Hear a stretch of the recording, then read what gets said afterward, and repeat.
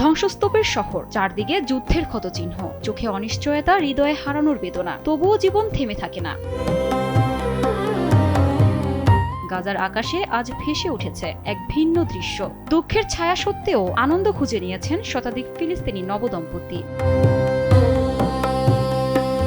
সামাজিক যোগাযোগ মাধ্যমে ভাইরাল হয়েছে ভিডিওটি। ভিডিওতে দেখা যায় তাঁবুর মাঝে মঞ্চ তৈরি করা হয়েছে এবং শত শত মানুষ চত্বরে জড়ো হয়েছে বর কনেদের এক নজর দেখতে।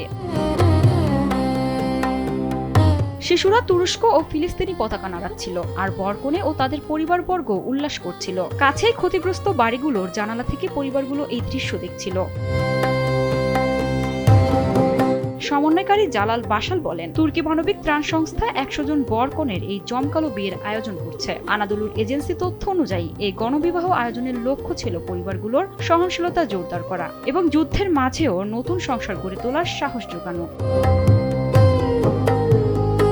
গেল 2023 সালের 7 অক্টোবর ফিলিস্তিনি স্বাধীনতাকামী গোষ্ঠীর হামলার পর শুরু হওয়া সংঘাতে নিহত হন 1139 জন। এরপর ইসরায়েলি সামরিক অভিযানে প্রাণ হারান 72,000-এর বেশি ফিলিস্তিনি, আহত হন আরও লক্ষাধিক। এই দীর্ঘ যুদ্ধের মাঝেই জানুয়ারিতে সামনে আসে নতুন এক পরিকল্পনা। মার্কিন মধ্যপ্রাচ্য বিষয়ক দূত স্টিভ হুইটকফ যুদ্ধবিরতি থেকে পুনর্গঠন পর্যন্ত একটি 20 দফা রূপরেখা তুলে ধরেন, যেখানে ছিল নিরস্ত্রীকরণ, টেকনোক্রেটিক প্রশাসন গঠন এবং গাজা পুনর্গঠনের প্রস্তাব। তবে রাজনৈতিক আলোচনা আর ধ্বংসস্তূপের মাঝেও গাজার মানুষ যেন একটাই বার্তা দিচ্ছে, সব হারিয়েও তারা এখনো বেঁচে থাকার উদযাপন করতে চায়।